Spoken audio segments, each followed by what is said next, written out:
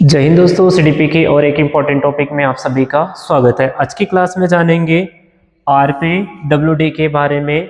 ठीक है, आरपीडब्ल्यू एक्ट 2016 के बारे में। डब्ल्यूडी की बात किया जाए तो ये होता है right of the persons with disability act 2016। तो आइए जानते हैं, ठीक है, आरपीडब्ल्यूडी के बारे में। अगर इस एक्ट की बात की जाए, ठीक है, तो ये होता है आरपीडब्ल्यूडी की बात की जाए तो right of the person with disability act 2016। ठीक है, इसके बोला जाता है क्या, विकलांग व्यक्तियों के अधिकार अधिनियम 2016। और जो ये आरपीडब्ल्यूडी जो एक्ट है, ठीक है, वो यूएन, ठीक है, सीआरपीडब्ल्यू, ठीक है, यूएन सीआरपीडब्ल्यू, यूनाइटेड नेशंस, ठीक है, conventions of the right of the person with disability के तहत बनाया गया है। ठीक है, जो आरपीडब्ल्यू एक्ट है उसे यूएनसीआरपीडी, ठीक है, इसके तहत बनाया गया है। और जो भारत में, ठीक है, यूएनसीआरपीडब्ल्यू, ठीक है, जो एक्ट है वो 1 अक्टूबर 2007 में स्वीकार किया गया था। अब जानते हैं, ठीक है, जो आरपीडब्ल्यूडी एक्ट है उसमें 1995 का जो पीडब्ल्यूडी एक्ट है उसको हटाकर एक नया आरपीडब्ल्यूडी एक्ट 2016 बनाया गया है। ठीक है, जो 1995 का पीडब्ल्यूडी एक्ट है, ठीक है, उसमें हटाकर आरपीडब्ल्यूडी एक्ट 2016 बनाया गया था, जिसे 14 दिसंबर 2016 को राज्यसभा में पारित किया गया था। ठीक है, 14 दिसंबर 2016 को राज्यसभा में पारित किया गया था और 17 दिसंबर 2016 को लोकसभा में पारित किया गया था। और इसे 28 दिसंबर 2016 को, ठीक है, 28 दिसंबर 2016 को राष्ट्रपति की मंजूरी मिले थे, जिसे 19 अप्रैल 2017 को पूरे भारत में लागू किया गया था। ठीक है, इसे जो आरपीडब्ल्यूडी है उसे 19 अप्रैल 2017 को पूरे भारत में लागू किया गया था। जो, ठीक है, आरपीडब्ल्यू एक्ट है उसके अनुसार, जो कानून के अनुसार 40% या, ठीक है, उससे अधिक दिव्यांगता को ही, ठीक है, डिसेबिलिटी माना जाएगा, उसे दिव्यांगता माना जाएगा। ठीक है, कानून के अनुसार अगर उसमें 40% या उससे भी अधिक दिव्यांगता है, ठीक है, तभी उसे दिव्यांगता माना जाएगा। और इस जो दिव्यांग होंगे उसे सरकारी सुविधाएं, आरक्षण और भत्ते दिए जाएंगे। ठीक है, जो दिव्यांग व्यक्ति होंगे उसे सरकारी सुविधाएं, आरक्षण और भत्ते दिए जाएंगे। साथ ही साथ केंद्र और राज्य में, ठीक है, साथ ही साथ केंद्र और राज्य में जो सरकारी नौकरियों में 4% का आरक्षण दिया जाएगा। ठीक है, केंद्र और राज्य में सरकारी नौकरियों में, ठीक है, जो दिव्यांग व्यक्ति होंगे उसे 4% आरक्षण दिया जाएगा। पहले आरक्षण उसका 3% था। ठीक है, अब उनका आरक्षण कितना हो गया है, 4% हो गया है। अब जानते हैं, ठीक है, जो दिव्यांग बच्चे होंगे उनके लिए, ठीक है, मुफ्त शिक्षा की व्यवस्था की गई है। जो मुफ्त शिक्षा होंगे दिव्यांग बच्चों के लिए 6 से 18 वर्ष के बच्चों को निःशुल्क और अनिवार्य शिक्षा प्रदान किए जाएंगे। ठीक है, जो दिव्यांग बच्चे होंगे उसके लिए मुफ्त शिक्षा 6 से 18 वर्ष तक के बच्चों को, ठीक है, मुफ्त शिक्षा प्रदान किए जाएंगे।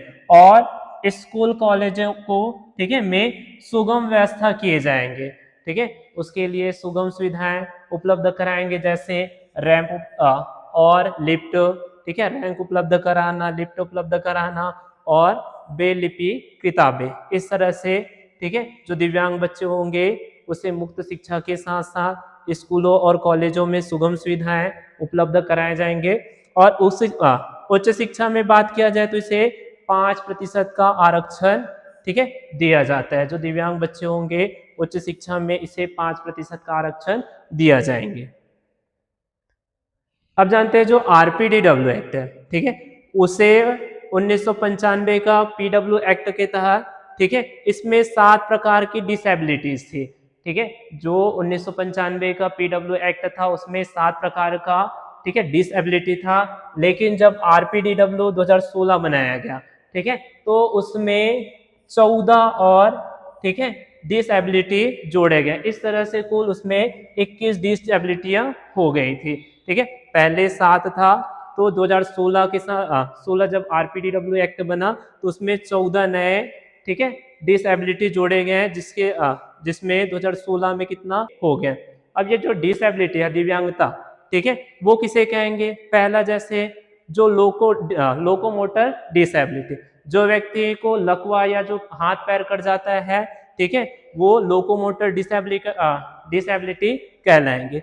और दूसरा हो गया बौनापन। ठीक है, बौनापन जिस व्यक्ति के जो हाइट है, ठीक है, वो वयस्क होने पर भी 4 फुट 10 इंच या 147 सेंटीमीटर या उससे कम होता है तो उसे बौनापन की श्रेणी में रखेंगे। अभी हमला से जो पीड़ित व्यक्ति होंगे, ठीक है, उसे भी डिसेबिलिटी के रूप में रखा जाएंगे। जैसे जिसके तेजाबी हमले से हाथ पैर या, ठीक है, चेहरा जो जल जाता है या असामान्य रूप से प्रभावित होता है, ठीक है, वो भी रहेंगे। और साथ ही साथ जो दृष्टि बाधित होंगे, पूर्ण रूप से देखने में कठिनाई होता है, ठीक है, वो भी दिव्यांगता की श्रेणी में आएंगे। और साथ ही साथ श्रवण बाधित, ठीक है, जिसकी दोनों कानों में 70 डेसिबल से, ठीक है, श्रवण क्षमता होती है। अगर मनुष्य की श्रवण शक्ति की बात की जाए तो ये होता है कितना, 20 डेसिबल से कितना, 20,000 डेसिबल के बीच में होता है। अगर दोनों कानों में 70 डेसिबल होता है तो वो भी दिव्यांगता की श्रेणी में आएंगे। वही कम या ऊंची सुनना, ठीक है, अगर उनके कानों में 60 या 70 डेसिबल की श्रवण क्षमता होती है तो ये भी डिसेबिलिटी के अंतर्गत आएंगे। वही कुष्ठ रोग से युक्त, ठीक है, जिसके हाथ पैर या त्वचा का शून्य हो जाना या टेढ़े मेढ़े हो जाना, ठीक है, जो कुष्ठ रोग से युक्त होंगे वो भी डिसेबिलिटी माने जाएंगे। प्रमस्तिष्क घात, ठीक है, प्रमस्तिष्क घात कहने का मतलब क्या होता है? पैरों में जकड़न, चलने में कठिनाई या हाथ पैर के काम करने में जब कठिनाई होता है, ठीक है, तो उसे बोला जाता है प्रमस्तिष्क घात। तो इसे भी रखा जाएगा डिसेबिलिटी के अंतर्गत। अब जानते हैं जिसकी मांसपेशियों में, ठीक है, मांसपेशियों में विकृति होता है, उसे भी डिसेबिलिटी के अंतर्गत रखा जाएगा।